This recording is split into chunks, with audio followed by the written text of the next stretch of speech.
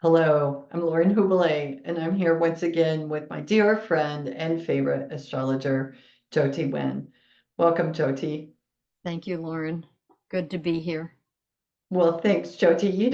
I have something for to share this morning. I was thinking about this because I always say you're my favorite astrologer, and it may just become so rote that you think it's rote, but that's actually not true because I realize I listen to a lot of different astrologists. But I do re-listen to our recording because I have to go back after listening to everyone else. Now, how did Jyoti reframe that? And then it all makes sense. So thank you. Well, oh, you're welcome. Absolutely, you're welcome. The others are pretty general, and then your recording is specific for you, so that might be the difference. Is that what you mean? No, I mean our recording. I go back and listen to this recording Ah, a I second see. time, Jyoti. I see. Yeah. Well, there's different interpretations, people come at things from their own point of view or their own experience, other astrologers. And so you could have the same aspect and five astrologers might couch it in a little bit different terms. Yeah, and I think one of the things our listeners appreciate is there's no drama with you in sharing it. It is what it is, and we'll all navigate this together, and then we'll be on to the next thing. Sure, look how much we've navigated since we were born. I remember Lynn Andrews saying, you've already been through the worst of your life by the time you're 15, so everything else is easy or easier. That's something to reflect on for sure. So Jyoti, we're getting into towards the end of April, and we've got a number of aspects you want to talk about today. Where are we going to start? I'd like to start with the Jupiter-Uranus conjunction that's happening exactly on the 20th on Saturday. Mountain Daylight Time, it's 8:27 p.m. However, right now, even, and yesterday, the 18th, through from the 18th to the 21st, Jupiter and Uranus are the same degree, not by seconds, minutes and seconds. That's the 20th, but we're in this exact mode of these two planets, and even building up before and even winding down afterwards. It's not just the 20th, it's not just that one day. And so the interpretation could be that there's an abundance of shock. That's one interpretation. Because Jupiter brings abundance, and the planet Uranus is the planet of shock and change. Uranus is in Taurus, and so it's also changes of the earth. So we might have more of an abundance. There's been some things this week, some volcanic eruptions, major flooding in different parts of the world. And this is all kind of Jupiter Uranian kind of energy. However, Jupiter and Uranus together are very auspicious. They speak of luck. They speak of unexpected opportunities that show up that maybe you've dreamt about, maybe you've wished for, and all of a sudden they're there. Wow. Wow. Yeah, it's felt like an auspicious week and also challenging. So I'm sure there's some aspects about that come up as well. It's both, and Mercury is still retrograde, and we're building toward the full moon, which I'll talk about in a minute. But years ago, when the planet Uranus trined my Jupiter, so it was Uranus and Jupiter, the same planets, excuse me, in a different kind of aspect, I won a free trip, to Greece, Rome, and Istanbul, Wow. yeah, with a bunch of people. And somebody asked me, Jyoti, what would you do if you won? I said, I'd go, you know, and it was great. So that is the luck. That is the unexpected opportunities that Jupiter Uranus can bring. And a lot of it depends on the house it would fall in your personal chart, of what that might look like, or the avenue through which that fortunate aspect, that auspiciousness might come through. So Jyoti, with a conjunction, that means we're getting the best or of both planets, right? Yeah, it's power. It's not just Jupiter, it's not just the planet Uranus, it's a blend. So I consider that power, like an empowerment. Okay, like a hybrid effect. And Yes, because it's a blend of both energies. right. And we can feel it a couple days in advance. Is there a tail to it as well? Yeah, yeah, I would say. So, even though it's on the 20th, the 18th to the 21st is the most compacted time frame, but we've been building to this. I mean, Jupiter's only been a couple degrees away from the planet Uranus for the past couple weeks, and Okay. it will slowly move on its way afterwards. So, when we looked at the year ahead, as other astrologers had also, we noted that April was the most intense month, and here we are, Yeah, smack dab in the middle of it. Yes. yeah, yeah. So when we make it through this conjunction, we have a full moon then coming up, right? We have the full moon on the 23rd at 5:49 p.m. Mountain Daylight Time. And this is a challenge, because at a full moon, the sun and moon are opposing, and they're both squared by Pluto. So it's what's called a T-cross, a fixed T-cross. Taurus and Scorpio and Pluto in Aquarius, they're all three fixed signs. So this is a T-cross. And so it's about personal empowerment. It's about looking at your own openness, looking at the secrets we keep, looking at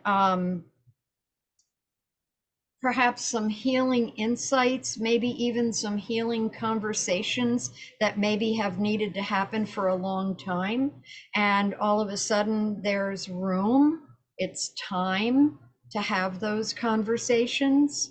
And maybe there's a real challenge around empowerment. I mean, the sun square Pluto says, where do you give your power away?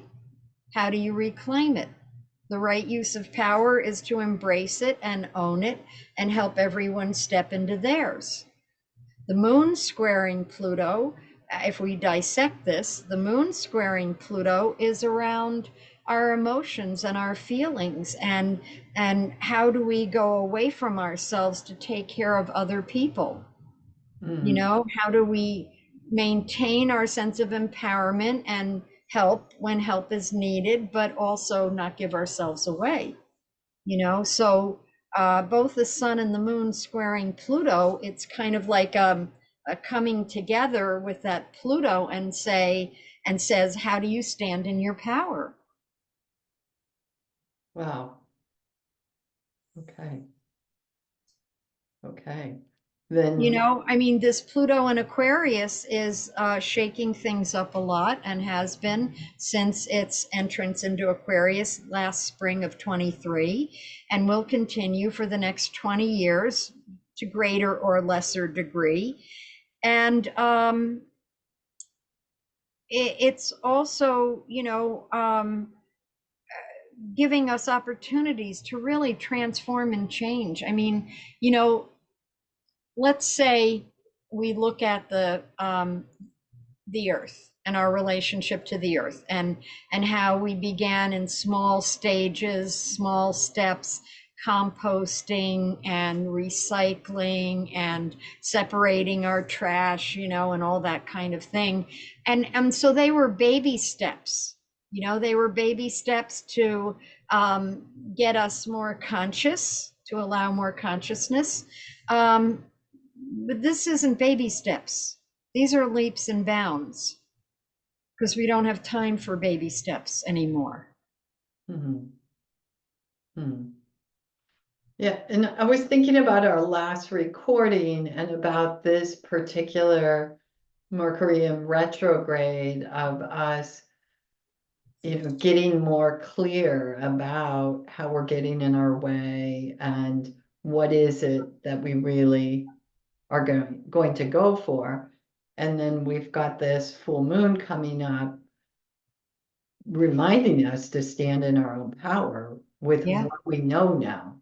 With what we know now, the insights we've gleaned.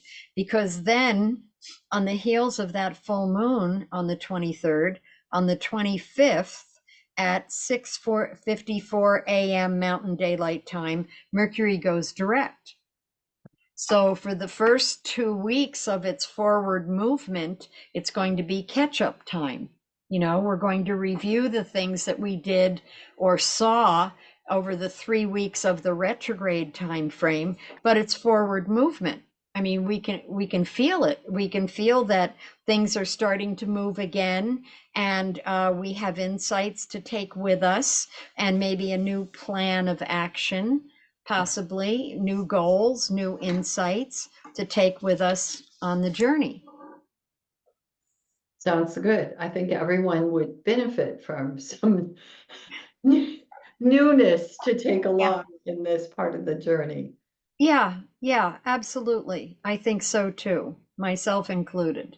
Yeah, Yes, yeah. yes.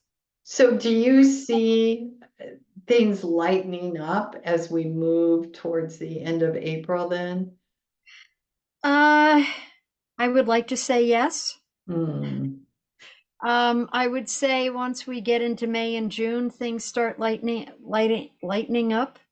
And but from April 26th to May 10th, Pluto is going to station.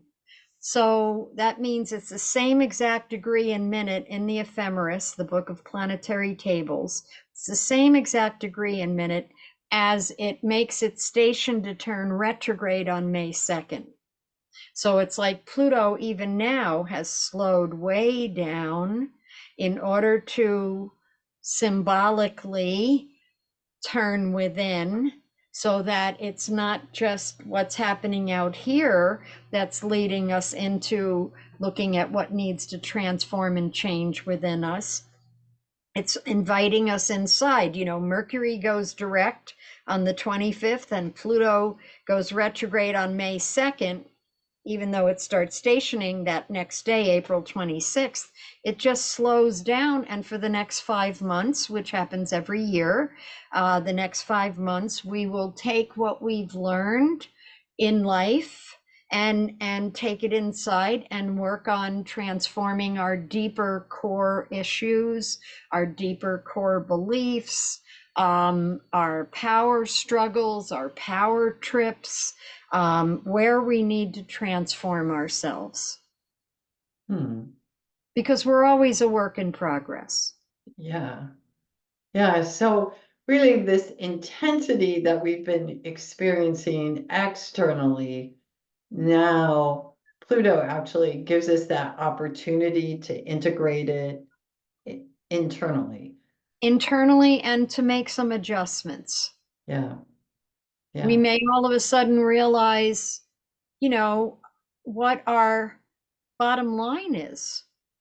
Some people never even think about, well, what's my bottom line? What would I make a stand for, above all else? And, if you're a parent, it might be for your children.